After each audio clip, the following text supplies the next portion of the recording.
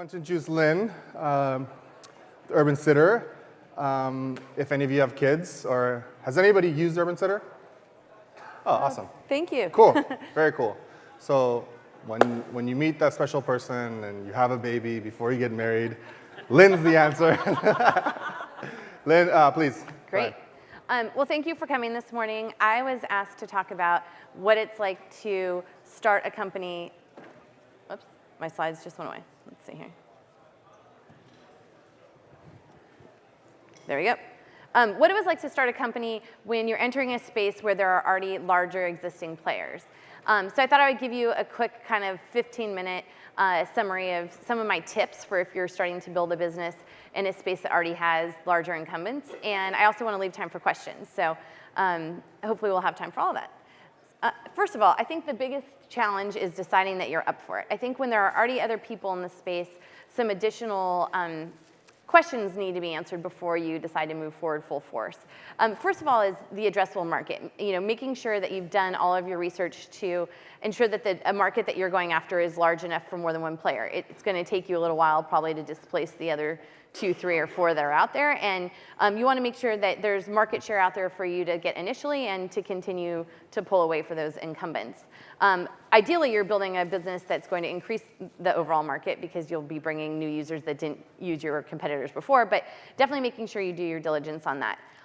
Financing. One thing that I would say hadn't crossed my mind when I started UrbanSitter was what do investors think of our competitors? So if one of your competitors is a public company, is it a favorable company right now? Are investors excited about the opportunity in that market? If you're going after a space where the two most public, whether they're actually public or they're private and get a lot of PR, if those companies aren't doing well, you may face some additional challenges and questions when you go out to raise funding. Product differentiation. I think really defining, am I solving the same problem that they are and I'm just going to do it in a much better way? Or am I actually just going after the same space, but I'm addressing a different problem within it? So being very clear about what it is you're trying to accomplish with the first version of your service or your product. And then the other is be ready to evolve. Actually, this is kind of timely. Like right before I came on stage, I found out that one of our competitors is now doing one of the things that we've kind of become known for. And so, I can look at this of one of two ways. Like, I'm glad our team is already out there innovating and coming up with the next thing. But you have to know that when you're going after a space, eventually, hopefully, you'll be at the size where they take notice of you and they start to copy what you're doing. It's the biggest form of flattery, but also should keep your team on their toes.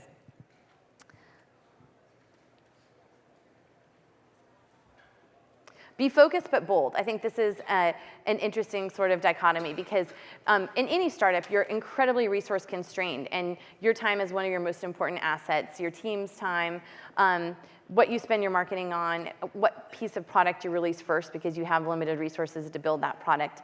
But at the same time, when you have these incumbents out there, you need to even take more risks. You need to kind of put your stake in the ground and be willing to go after something that's a defensible product idea for you, what makes you different than they are. Take some marketing and PR gambles.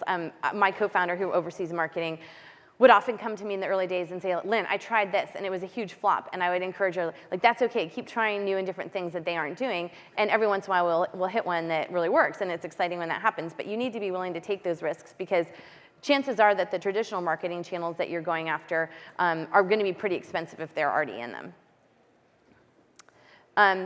The other is being very strategic about where you launch. I think if you're going after whether you're building a product or selling a service, you're probably facing the question, you may be a service that's location-based and you have to figure out what market you're going into first. Or you have a product or a service and you're going after a specific vertical. And I think being very, very focused on which of those you go after first. So for instance, if you're like UrbanSitter and you're going market by market, number one, pick a market that is not in your competitor's headquarters. I know that sounds obvious, but you can cross those 2 markets, 3 markets off your list. Start with a market that you or your co-founder know well. You're going to have the most connections there, and it's going to be the easiest one for you to kind of dive in and get to know really intimately. If you're focusing on a category side, let's say you're going after different business verticals. If your background is in the legal space, like going after that as a first vertical might make a lot of sense because you have contacts there and you're known for your expertise in that area. You may not want to go after a vertical. If it's a business-to-business product you're selling, don't go after the vertical that your competitors have really entrenched, because it's going to be harder to pull those clients away. Other considerations, like if you're a tech product or a tech service, like go after markets where there's early tech adoption. I know that you can even think of places like if going after the Bay Area or New York seems too broad, like looking at places like Seattle and Austin, where we found a lot of success because people there are early tech adopters. A high concentration of connected people. You want to pick a market or a sub-market or a category where there are a lot of, if it's a business category, there are a lot of affiliation groups where people are going to meet and talk about it, or if you're going after a sub-market, go after an area that's really connected. Bottom line, some markets are just, and some verticals are just more expensive than others. So knowing that you have a limited marketing spend, you may not want to start in New York if you're going after a location type business, because New York's incredibly expensive. And likewise, if you're in a vertical that's heavily saturated, you may not want to go after that one first. So those are some things to think about when you're going after, figuring out where you're going to roll out this business. Getting your first handful of users, I think this is a challenge, and it's probably even more of a challenge when you have competitors already in the space, because you really need to make sure that those first handful of users become big advocates of what you're doing. So I think looking at areas where you have contacts, like are there groups that you belong to where people would buy this? Are there bloggers that you can go after that are very excited about this space? On the flip side, you can look at how people are solving this problem today. So for instance, at UrbanSitter, when we started, we looked at it and said, okay, great. In every city, there are these babysitting agencies, and ideally, we're going to displace them long term. But I'm going to go on LinkedIn, and I'm going to find people out there who list that they do babysitting through these services, because they're obviously pretty motivated to talk about the babysitting that they do. And so we would approach them, and we would start by saying, hey, we're entering this market with a new service. It looks like you're really experienced. We'd love to get your feedback on what we're doing. So we would spend anywhere from like 10 minutes to a half an hour talking to these sitters, and we'd go after kind of what we knew parents really wanted. So nursing students, grad students in education that listed that they work for these agencies. And we'd spend 10 to 30 minutes and take their product feedback and get some ideas from them. And we really got them excited about what we were doing, and I think they also felt like they were really contributing to sort of the initial direction of our business. And fast forward 6 months later, they became some of the biggest advocates of our product. We let them know when we had launched. We had them try it when it was in beta and alpha. And they brought all their friends to the platform. So I think finding people who are not only going to be easy for you to access to test it out, but are later going to become big advocates. I think, product, you have to start somewhere. One of my co-founders oversees our product, and I think one of the things that's toughest for her, or anyone who's either building the product or designing and product managing it, is that the product in your head and the product in reality are never the same thing. In your head, the product is so much better than it is and so much further down the road, but you have to get something out there. And so I think one of the things we've become really good at doing is releasing sort of minimum viable products. So you can't get feedback from your users until you actually have something out there. So make sure you're really going after a simple plan that's going to help you get out the door. And also, you'll start to get feedback on things people say, oh, I really like what you're doing versus your competitors. This piece is really resonating with me. And it helps you kind of evolve the product from there. If you're going after something like, in our case, babysitting, there were a lot of challenges. Number one is finding a good sitter. Number two is the hassle of booking them. 3 is paying them. On the sitter side, it's finding families I can trust, finding jobs when I actually want them. If you've got multiple problems that you're addressing, whether you're building a product or selling a service, pick the one that's people's primary pain point first, because that will definitely resonate with them more than anything else that you do. And make sure that you're not trying to solve the end-to-end solution from day one. At least get out there with the first piece of it. Be strategic and build defensible components. So I will say one thing with UrbanSitter, like one way that we're very different than our competitors is that we're very heavily focused on the social network. And we took a big risk when we started. We said, okay, for the first 2 years, people are only going to be able to use our product if they come through either Facebook or LinkedIn. Because we truly believe, and it's kind of like a rule or something that we've really held to, is that these social connections and being able to see sitters that my friends have used, that's really going to not only make us different, but it's going to make our product so much richer and so much more valuable. And we've really stuck to that, and it's become one of the more defensible things in our product, because our competitors today, for them to go back and do that, would essentially be gating some of their traffic, and they are now, one of them's out in the public space and they're getting looked at from investors and they just can't take that risk. Whereas we said, you know what, we know that we're gonna have a tougher time getting users day one, but we believe that people will become more comfortable with this type of login over time, and we also believe it makes the product experience so much richer. And sure enough, it's become really viral and we don't have an issue with that today. And also, every once in a while, like we do a thing in our product prioritization where we say, what are we putting out there next quarter that's PR worthy? Because it's a huge challenge when you're a small company getting going, especially with bigger incumbents in your space, to get PR. So we always say, okay, is there anything that we're doing this quarter that we think is PR worthy? Because it's really helpful to be able to go out to journalists with something that is actually interesting for them to report on. And then at the end of the day, we use our KPIs to ruthlessly prioritize. And every quarter we look at our KPIs and say, okay, what KPI are we mostly focused on? And so if it's top of funnel, then you'll see us weight more heavily things on the product list that are focused on top of funnel. And I think having that kind of focus, especially when you're small and especially when you're trying to get something out there against a bigger competitor, is really important. Marketing. So this is always a big challenge. Like there's so many marketing things you can do and try, but you have little money to do it. So oftentimes I think people think, okay, I'm gonna try a bunch of things and be shallow on them and see what works and then I'll spend more. What we've actually found is that it's a very good use of our time and money to be more systematic and go a little bit heavier in each marketing channel to see if it really works before we either stick with it or abandon it. So I think being very systematic about how you test marketing channels, and do expect that you might see that Facebook is working wildly successfully for you in terms of getting users, and then all of a sudden one day it slows down. And we do see that these things happen in fits and starts. And so be prepared to abandon a channel for a period of time knowing that you might come back to it. But I think being very focused on how you spend those dollars and make sure you're tracking within each channel and spending enough in that channel that you can truly see if it's working. When something's working, I highly recommend doubling down on it. If you're acquiring a user at a cost that you're comfortable with, see how far that channel will go. It may be that you hit a ceiling and it's only good for a certain period of time, but that's good. I think one of the best things you can do is turn your early adopters into your marketing army. I talked about this earlier, but once we found we had these sitters that were really excited about our service, we gave them all business cards, and on it had the URL that linked to their sitter profile. And all of a sudden we started seeing users coming to us that they had been meeting at parks. A parent might meet them at a park and say, you seem like a great sitter, how would I contact you? And they would give them their Urban Sitter card. We would also give sitters gift card credits to give to parents that they met so that they could use it on the site, and it was a great way to get users in initially. Grassroots marketing is something else that we've done, and this probably works better if you have a service or a product that you're focusing, kind of going location by location. It's been really interesting for us because it's truly a combination of gut and goals. So grassroots marketing is really tough to track in the early days. And so we did a lot of testing where we would spend money on grassroots events in a certain market, and then we'd pull back and see if our new user growth changed. And so we kind of had to test it to see if those channels were working by essentially spending in them and then pulling back.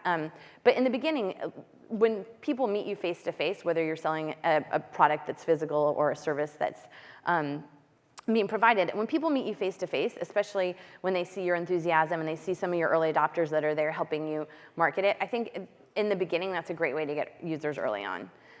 Something that I think a lot of companies have done well, Airbnb is one where they actually went out and paid for photographs of your property to be taken when they first started so that they had higher quality images online. For us, it's actually getting sitters background check and paying for things.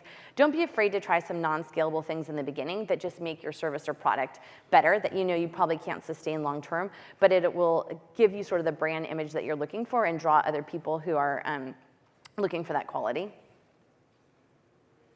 PR coverage when you're small. This is always a challenge because it's hard to get somebody's attention when you aren't a known entity in the industry that you're in yet. And so these are just a few strategies from what we've learned. Finding the right PR partner. So it might be appealing to go after a big brand name PR firm that you hear is really successful, but if you're a really small company, you're probably gonna get a more junior person on the account, and they probably aren't gonna have as many contacts in the industry yet. So I think going with somebody who either has represented a company in your space before and is now out on their own, or somebody who you hear about through friends that have startups and they've had a good success is really helpful. One of the best things you can do is use your data in a way that your competitors aren't. So UrbanSitter versus our competitors, we actually keep keep all the transactions on our site. So as a result, we were amassing really interesting information about like what people are paying babysitters, how often they're going out. So we took that data and we turned it into an infographic every quarter. And we've kind of become the experts in the space on providing information about what people are actually paying for their sitters and how often they're going out. It's something that our competitors couldn't do because they weren't transaction-based at the time. And it got us a lot of press that we wouldn't otherwise have. And so we've kind of become like the experts in this. Starting with local coverage is okay. I feel like a lot of times local publications or smaller bloggers, if you're looking to do something like that, they're looking for more information. And especially if you're willing to provide them content that's almost like a written article, a lot of times they don't have the bandwidth to write as many pieces as they would like, and they might take that as is or slightly tweak it. Find pitch ideas for slow news times. This has worked really well for us. So we know, for instance, that the holiday season is really slow, right around Labor Day is really slow. And so we've come up with pitch ideas that I guess you would call them like seasonal in nature, but essentially we're going out and trying to pitch stories at a time where we know that news is otherwise pretty slow. And that's really worked in our advantage in that we've been getting a little more coverage. Customer support, be incredibly proactive.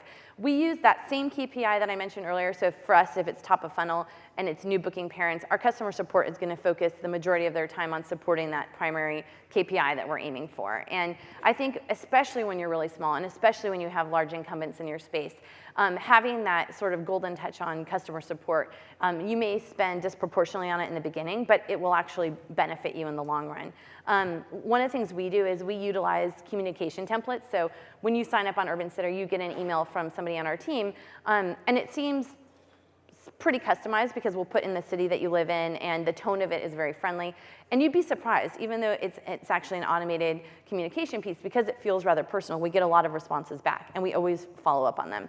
And that's also opened up business opportunities for us. People will write in and say, I love your service, I work for this company, can we feature you as a corporate benefit? And so it's actually generated additional business for us by being very proactive on the customer support. And I guess being incredibly proactive too. So in addition to solving people's problems with customer support, we'll actually go out there and proactively try to help people. So if we see that you're trying to book a sitter for Friday night and it's Friday afternoon and you're a new customer, we'll give you some tips, or we'll send you a list of sitters that are commonly booked in your area that are available for that night. So I do think customer support when you're small can really carry you a long way. I think a good saying, I know one of the investors that we work with says, like, I'd rather have 100 customers love you than 1,000 like you. And I think when you're small, that really does carry you a long way. So on the KPIs, I think I come from an investment banking background, and I love analyzing data, but I do believe in analysis paralysis, and I think you really have to be focused on what KPIs you're going to share with your company and what KPIs you're going to work towards, and picking a few that are really key to your business is really important. So pick that primary KPI, share it with your whole company. I also think you should have like the self-serving KPIs that are going up to the right that you use for your investor deck, but hold yourself accountable to some tougher ones, because that will really help you move things along. So this is it. I think we're up on time, but I want to just say, how do you know that you've evolved from a little David into a big David in the David against Goliaths? Like, when you hear people talking about your service out on the street, or people stop you because they see the name on your t-shirt and they know it, when investors call you after they've heard your competitors' quarterly earnings, like, these are just kind of some funny things, but we are by far not the Goliath in our space yet, but we've gone from being a little David to a slightly bigger David. So.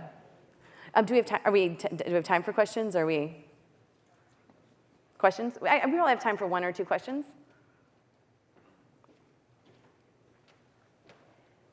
I know I'm a fast talker. Did I cover everything?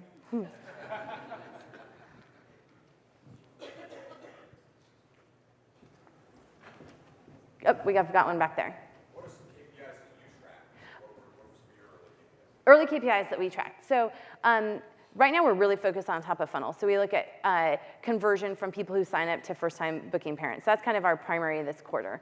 But we've also looked at repeat use. We look at how quickly sitters respond, and we could really see a difference when we went from only being on, first we were web, and when we released our iOS app, all of a sudden sitter response time went from 2 hours down to, in the Bay Area now it's like 90 seconds. So we look at response time, how quickly people come back and use us again. We look at which markets we're getting customers from. We look at the percent of jobs that are accepted versus declined or expired.